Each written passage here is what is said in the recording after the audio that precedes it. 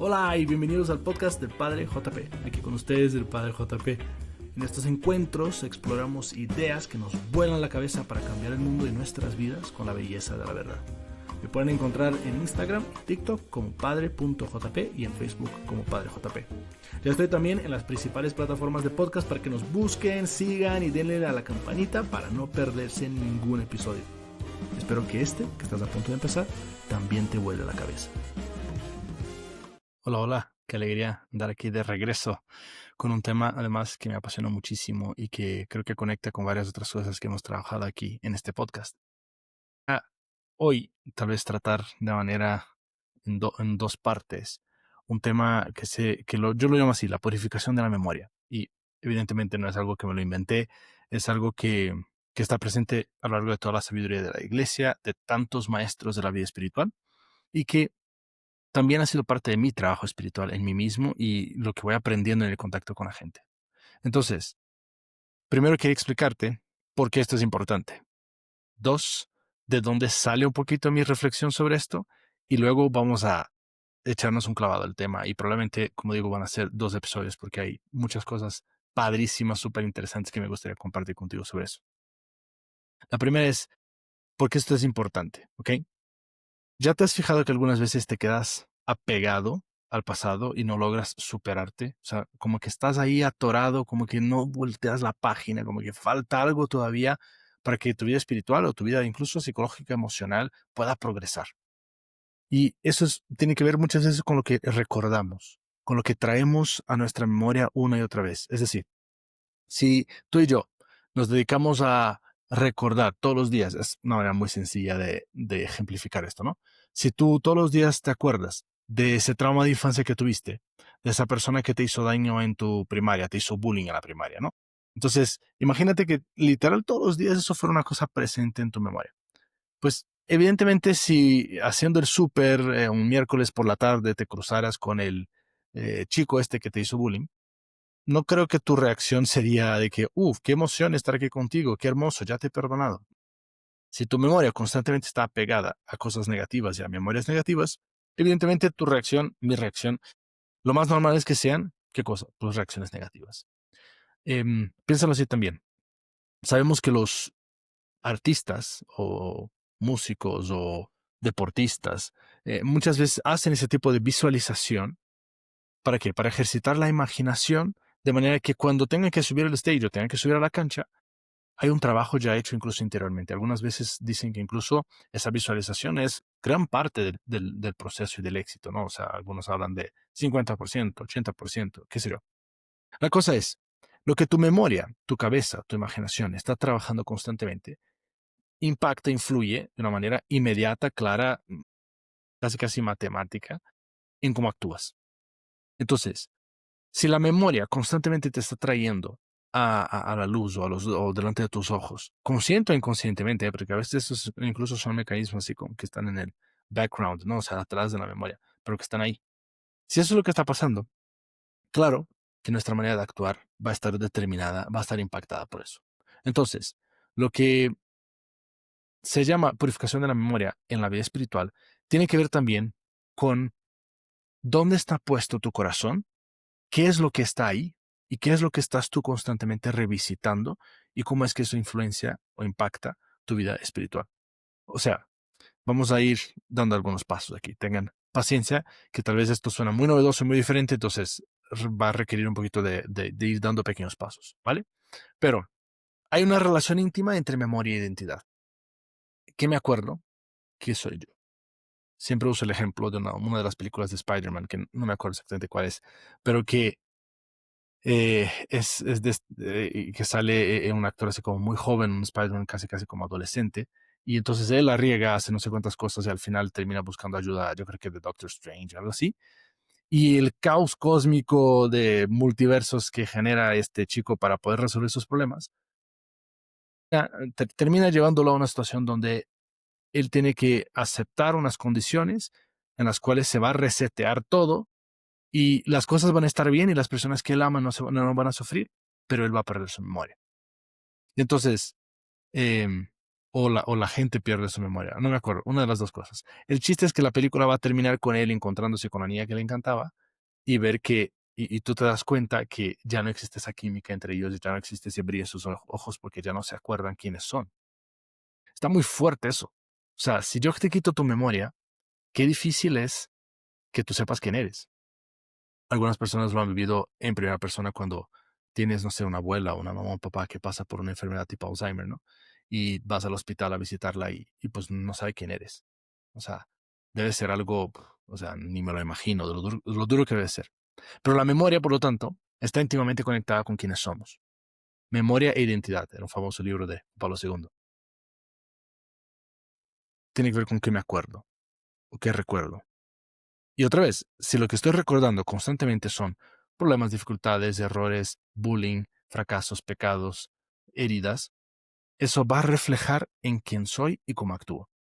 Ok, entonces, eso era un poquito para el preámbulo, para iniciar.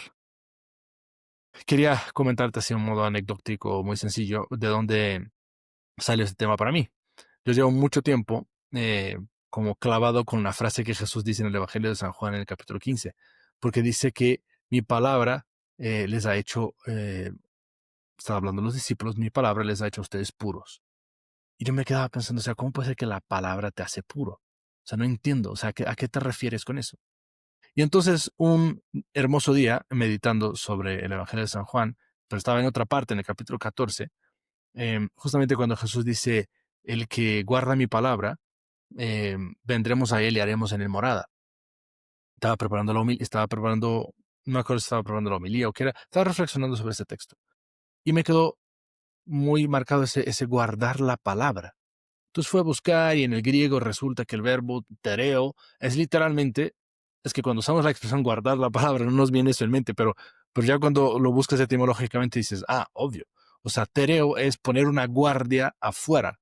Es decir, si yo tengo un tesoro en un cierto lugar, haz de cuenta que tengo sí, un mega super tesoro, una herencia, unas joyas, unos cuadros famosísimos, lo que sea, en un cierto lugar de mi casa es tan precioso y sagrado que yo pongo una guardia y un policía, ¿no? Un oficial afuera de esa puerta.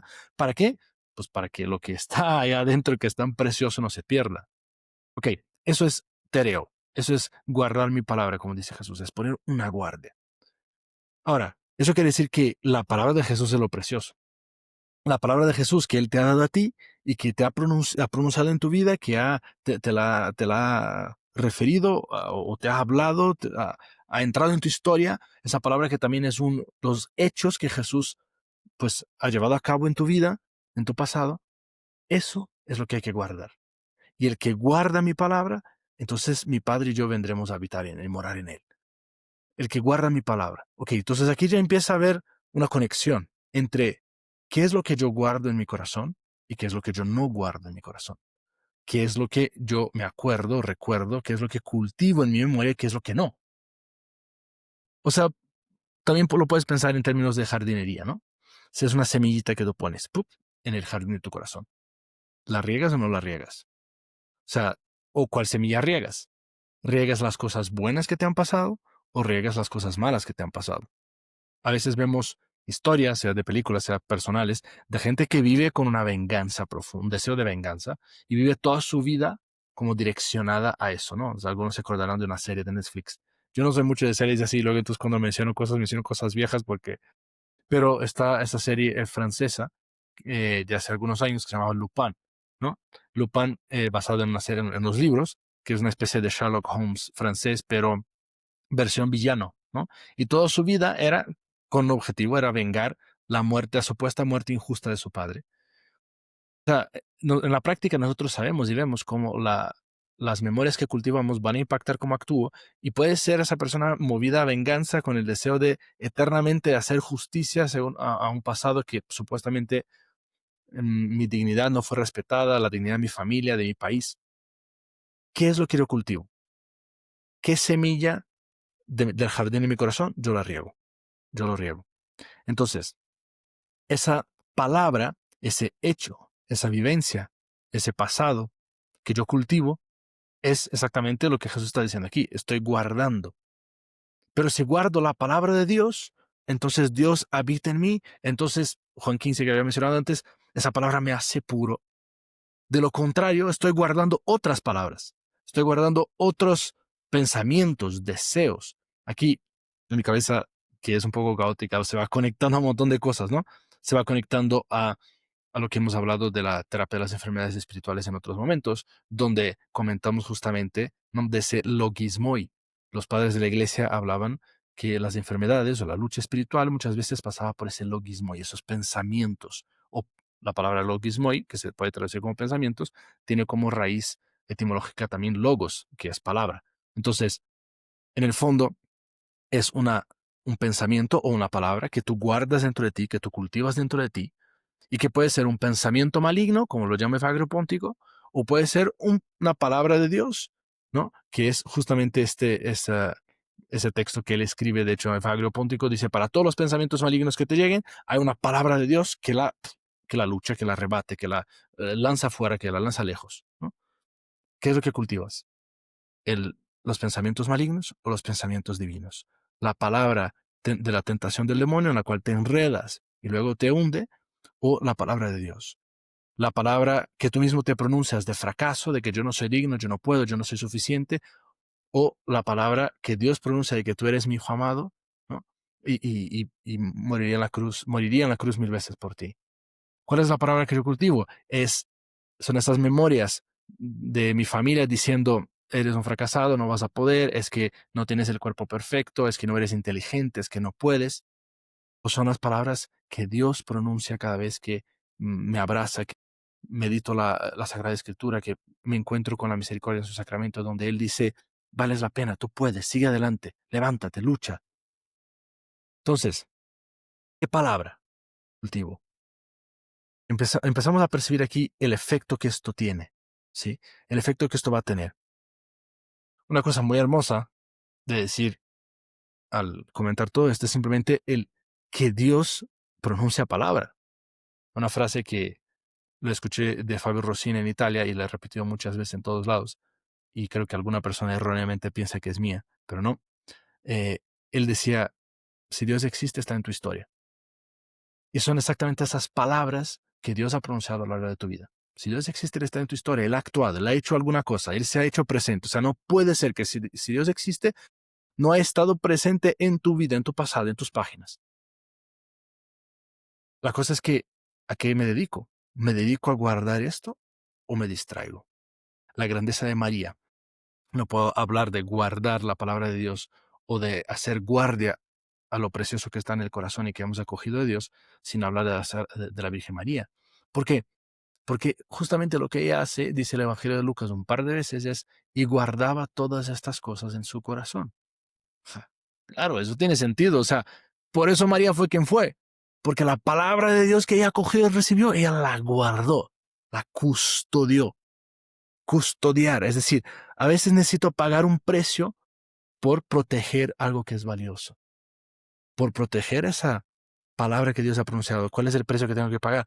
Mi ascesis, mi lucha, mi lucha interior, mi silencio interior, el cultivo de la oración, la vida de gracia, poner los medios, reducir, recortar las tentaciones. ¿Para qué? Para que la palabra que Dios pronunció se quede ahí. Porque si yo tengo un jardín en mi casa donde puse allá una semillita de albahaca, porque me encanta la albahaca, porque sirve para un montón de cosas, quiero hacer una pasta al pesto, quiero hacer unos drinks. Entonces, pues allá una plantita de albahaca. Sí, sí, pero es el mismo jardín donde cuando tengo que sacar la basura de mi casa, lo pongo todo ahí arriba, lo tiro así, ¡puf!, ¿no? Y es el mismo jardín que, no sé, haz de cuenta que hasta toda la porquería que sale del baño de mi casa se cayera ahí en ese mismo jardín. Pues uno, a lo mejor ni van a hacer la albahaca. Y si nace, qué asco. O sea, obviamente no vas a comer de esto sabiendo que lo que está regando de la albahaca son las heces y la orina de la casa. ¡Ah, qué asco! Entonces, ese es el cultivo, es la custodia del corazón de las palabras que Dios ha pronunciado. Ok, entonces, lo que quería, así de plato fuerte de este episodio, compartir con ustedes, es la conexión que tiene ese cultivo de la palabra con mi acción en básicamente 4 etapas, que eso ha sido un poco una reflexión, una gracia de Dios que me ha dado y digo, tal vez no es aquí la ciencia espiritual más, ¿cómo vamos a decirlo? Más respaldada por los padres de la iglesia, pero yo creo que tiene bastante sentido y te va probablemente a resonar y vas a decir, eso puede que funcione para mi vida y tenga impacto en mí. Y yo lo veo así. Muchas de las cosas que estudio o que rezo, que el Espíritu Santo me regala, luego lo intento contrastar conmigo, contrastar, sí, con cómo yo vivo y también hablar con la gente, hablar con mis amigos, hablar con mis dirigidos espirituales y ir viendo cómo esto aplica o no aplica. Ok, entonces, hemos hecho mucho hincapié sobre la importancia de la custodia de la memoria, de la memoria y de guardar la palabra de Dios y qué significa eso.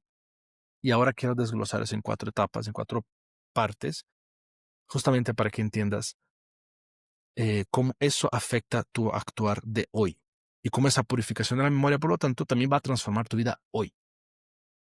La primera etapa, evidentemente, es esa. ¿Cuál es mi memoria? ¿Qué es lo que estoy constantemente cultivando? ¿Qué es lo que habitualmente traigo delante de mis ojos, consciente o inconscientemente? Aquí podrías simplemente tú hacer un análisis, ¿no? Hoy, ¿no? Estás escuchando este podcast. Alguno por ahí me decía que lo escuchaba en la noche para arrullarlo para dormir. Ok, bueno. Esperemos que no le caiga un rayo divino en su cabeza por decir eso. No, es broma. Pero hoy que estás escuchando este podcast, ¿sí? Em, ¿Qué es lo que ha venido a tu mente una y otra vez? ¿Qué es lo que ha venido a tu corazón? ¿Qué memorias tú has, eso, rescatado? Casi, casi como cuando uno entra ahí en el álbum de Google Fotos, ¿no? O de su iPhone, a checar los eventos, las cosas. Me da curiosidad como así hacemos esto a memoria hoy, ¿no? O sea, ay, no, yo creo que sí, creo que fue 2023 que comí ese desayuno riquísimo allá en Puebla. Entonces empiezas a buscar, a buscar, a buscar. Ah, sí, sí, sí, mira, aquí está la foto de mi platillo, ¿no? Seguramente eso dará mucha risa en el futuro cuando la gente vea, oye, ¿por qué sacas fotos de comida y de alas de avión y no cosas, en fin? ¿Qué es lo que traes a memoria? ¿Qué es lo que trajiste hoy? ¿Qué es lo que ha venido constantemente a tu cabeza, a tu corazón? Después de ahí, vamos a la segunda parte.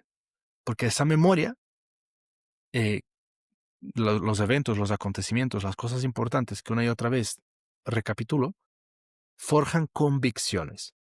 La memoria forja convicciones. Es decir, si mi memoria es de una infancia feliz, donde mis papás transmitían amor, donde me miraban siempre con cariño, donde me veían con ojos de ilusión, pues voy a forjando una convicción de que, oye, yo valgo la pena, yo soy una buena persona, yo soy amable, yo soy digno de ser amado, amada, de recibir amor. Si más bien lo que me acuerdo cuando pienso en la escuela es de que, uff, o sea, cómo la sufrí, cada examen era un parto y mi familia se ponía a hacer novenas a todos los santos para que yo pasara los exámenes finales porque era siempre un desastre, no podía. Si eso es lo que yo me acuerdo constantemente, si eso es mi memoria, claro que se va forjando una convicción de que igual no soy tan inteligente, no soy tan bueno para los estudios, ¿no? Que, a ver, a veces también es parte del realismo, es decir, pues sí, efectivamente no tengo esta capacidad. No es que tengo que ignorar las cosas del pasado donde no me validaban, donde, pues eso, me acuerdo que nunca me llamaban al equipo principal de fútbol. Y eso forjó una convicción de decir, pues igual no soy el mejor futbolista del mundo. Y entonces, cuando apliqué a la beca en la escuela, en vez de aplicar a una beca deportiva, fui a una beca musical. No sé, te doy un ejemplo, ¿no?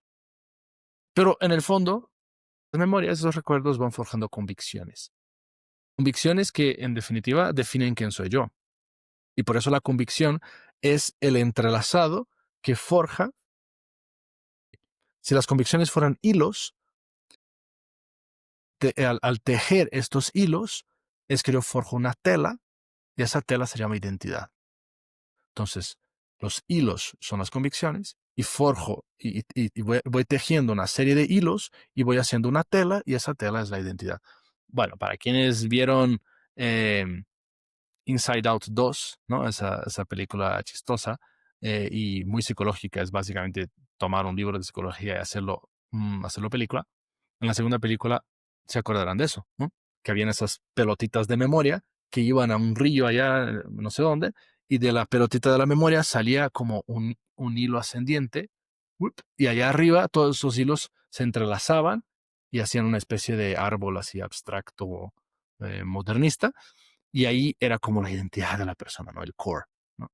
Y de cada una de esas pelotitas que estaba ya en el fondo de la conciencia de la persona y salía un hilo, a veces en la película pasa un par de veces que se tocaba el hilo y sale alguna frase así tipo, yo soy buena o yo soy mala persona, o, ¿no? Porque era como el sustrato, o sea, lo que queda de la experiencia de la memoria, casi casi como el jugo de naranja que saco así, que tomo una naranja y lo exprimo y sale el jugo, el sustrato de la memoria, lo que sale así cuando yo la aprieto, es una frase, ¿quién soy yo? ¿No? O sea, es algún tipo de afirmación o negación sobre mis capacidades, mi personalidad, mis dones, etcétera. Entonces, de la memoria se forjan convicciones, ¿no? Recordando que las convicciones entrelazadas forman la identidad. Y de ahí, tercer paso, se forjan las actitudes. Ahora, ¿por qué esto es importante? Porque en las actitudes se manifiestan, o sea, en las actitudes se manifiesta cómo yo entiendo el mundo e interpreto la realidad. Es como una especie de lentes, ¿no? O sí, justo unos lentes que, de color a través de los cuales yo veo las cosas, veo el mundo, interpreto. Entonces, de repente todo el mundo me parece un poco rojo. ¿Por qué? Porque traigo unos lentes rojos. Esa actitud que nace de la convicción, ¿no? Si yo tengo una identidad y sé que soy tal persona, no soy, soy bueno para eso, no soy bueno para el otro.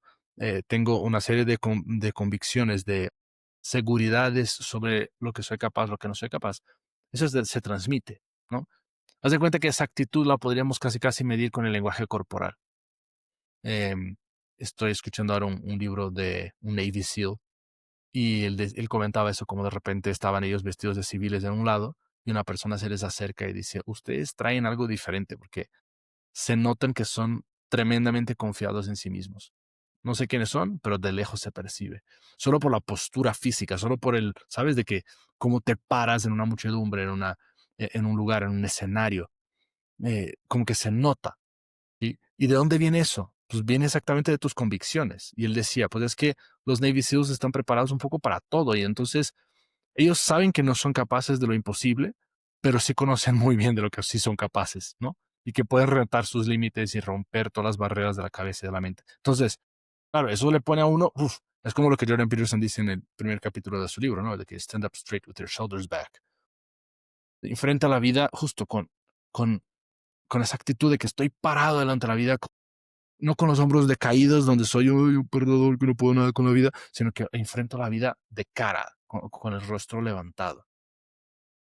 O sea, ese lenguaje corporal es solo una de las maneras de mostrar las actitudes que tengo, actitudes que nacen de las convicciones. Una persona que se siente segura de sí misma, se siente amada, se siente incluso merecedora de lo que tiene, porque lo ha conquistado, porque ha recibido mucho amor, porque ha luchado por las cosas buenas en su vida, pues esa persona se levanta y se para y se enfrenta a la vida así de cara.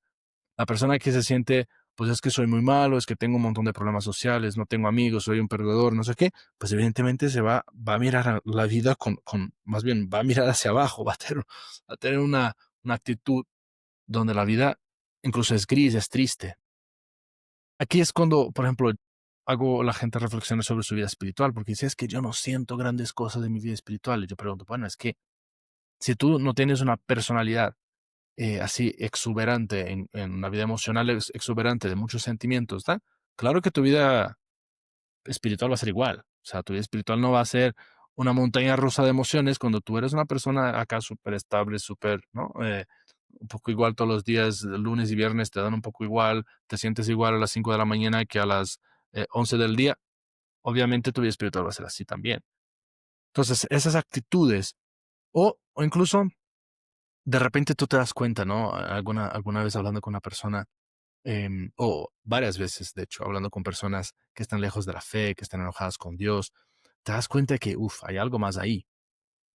Siempre se revisten, bueno, no siempre, pero muchas veces, la argumentación de que Dios no existe o la iglesia es corrupta, no sé qué, parece ser o intenta ser racional, pero en el fondo esa es una persona que tiene heridas ahí, tiene memorias, heridas que ha forjado convicciones de su identidad o ¿no? Y que se ha reflejado en la manera que esa persona ve el mundo, contempla el mundo. Es la típica persona que te dice, si quieres algo bien hecho, hazlo tú. no, es una actitud, justamente es una manera de vivir, un chip que tiene puesto de cómo vivir, de cómo interpretar la realidad, que viene de su background, de sus experiencias y también de quién ella piensa que es delante de los demás. ¿Mm? Entonces, las actitudes, no sé ojalá me logre dar a entender y que quede claro lo que significan. Es como yo entiendo el mundo e interpreto la realidad. Cómo entiendo el mundo. En filosofía lo van a llamar Weltanschauung, ¿no? Esa es la cosmovisión. Es esa, justo los lentes. Todo pasa, todo mi pensamiento, mi interpretación de mí mismo, mi subjetividad, mis relaciones interpersonales, mi relación con Dios, todo pasa un poco por esa manera de entender el mundo o interpretar la realidad. Soy una persona, y aquí está súper curioso esto va a ser un buen ejemplo. Mira, em, si hay una persona llega tarde, ¿no? O sea, estás tú esperando una cita, eso me pasa mucho, dirigidos espirituales, entonces tengo, haz de cuenta, una cita de dirección espiritual a las 5. Son 5:10 y la persona no llega todavía. Eso es un examen de conciencia espectacular. ¿Qué piensas? ¿Qué piensas?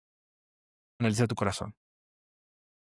Puede venir esa persona es súper irresponsable, nunca llega, siempre llega tarde a todo. O puede ser ¿le habrá pasado algo? Híjole, ojalá esté bien. Son dos maneras totalmente diferentes de interpretar la realidad. El dato es el mismo, pero ¿cómo interpreto yo? Eso viene en mis actitudes, ¿no? Y están forjadas justamente por las convicciones y por la memoria.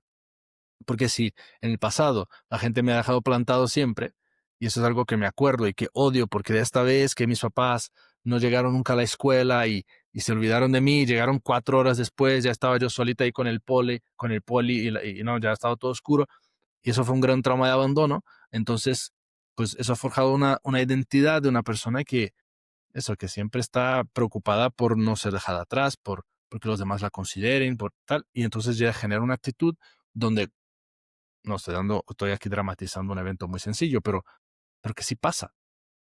Y entonces llega ese momento del retraso de alguien y ¿cómo lo interpreto? Lo interpreto justo dando el beneficio de la duda o haciendo un juicio negativo. ¿Ok? Entonces, ese era el tercer paso, la actitud. Y entonces llega el cuarto paso, que es la acción. La acción, ¿qué es lo que hago en base a eso? ¿Cómo actúo? Ya una vez que mi memoria ha estado ahí cocinando eventos del pasado todo el tiempo. Mi convicción se ha forjado sobre quién soy. Ha generado una actitud, que es una manera como contemplo la vida y como salgo al encuentro de las circunstancias de la vida. Pero ahora viene la acción. La acción. O sea, cómo en mi modus vivendi, mis hábitos, mi rutina o incluso mis vicios. Y eso es lo que me interesaba llegar aquí. ¿Por qué? Porque muchas veces cuando trabajamos en nosotros, podemos enfocarnos en cambiar las acciones nada más. Pero si las acciones están conectadas a una actitud, la actitud está conectada a mis convicciones que forjan mi identidad, y esas convicciones están conectadas a mi memoria, bastará muy poco que yo cambie mis acciones. Yo tengo que sanar mi memoria, tengo que purificar mi memoria, tengo que transformar esto. Y en el siguiente episodio vamos a hablar de cómo hacer esto. Pero estamos aquí en el cuarto paso, que es la acción, donde tú encontrarás, y aquí hasta pues, la psicología también, pues va mucho en esa línea, ¿no? Si tú te das cuenta que, no sé, estoy pensando creo que es Charles Whitfield, que tiene ese libro sobre Healing the Child Within, muy buen libro, que habla justamente de sanar ese niño interior que muchas veces ha quedado herido a lo largo de los procesos de la vida.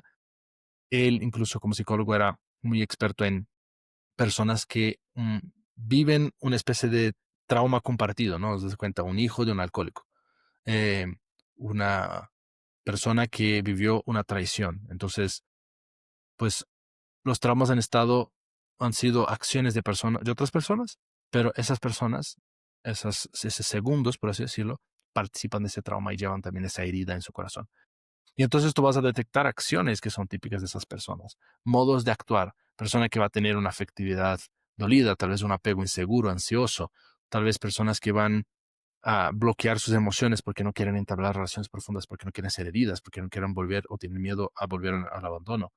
O esa persona que incluso va a repetir patrones, va también a alcoholizarse igual que su papá y va a cometer los mismos errores. ¿Por qué? ¿Por qué? Porque tiene una memoria que está herida y es toda una estructura de vida que necesita ser sanada.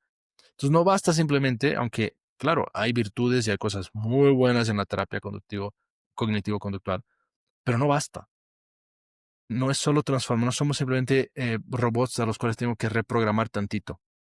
Y sé que la terapia cognitivo-conductual no es eso, justamente porque ese aspecto cognitivo habla de un recablear el cerebro.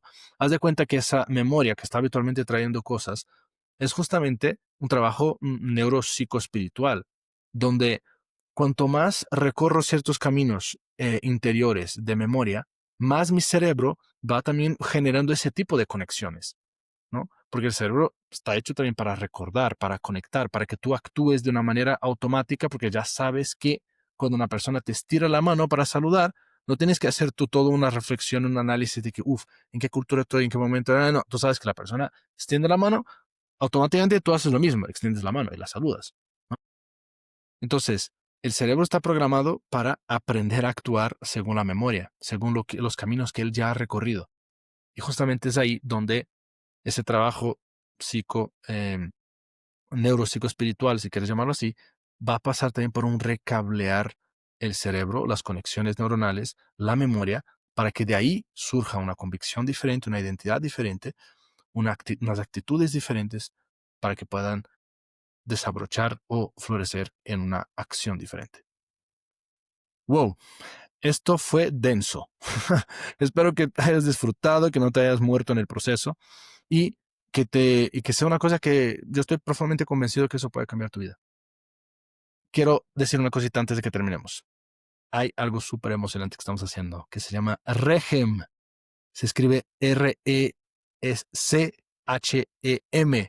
MX, regenmx.com, que es justamente lo que estamos haciendo y dándole cuerpo a todo el tema de las terapias de las enfermedades espirituales. Estamos generando retiros y de ahí van a nacer comunidades de terapia espiritual que pueden acompañarse para curarse, para sanarse. Entonces, si este tema, por ejemplo, te gusta, además ya has conocido la terapia de las enfermedades espirituales con los capítulos que hicimos previamente, al inicio ya de nuestro podcast, te invito muchísimo a que busques regenmx.com. Recuerda, Regem se escribe RECHEM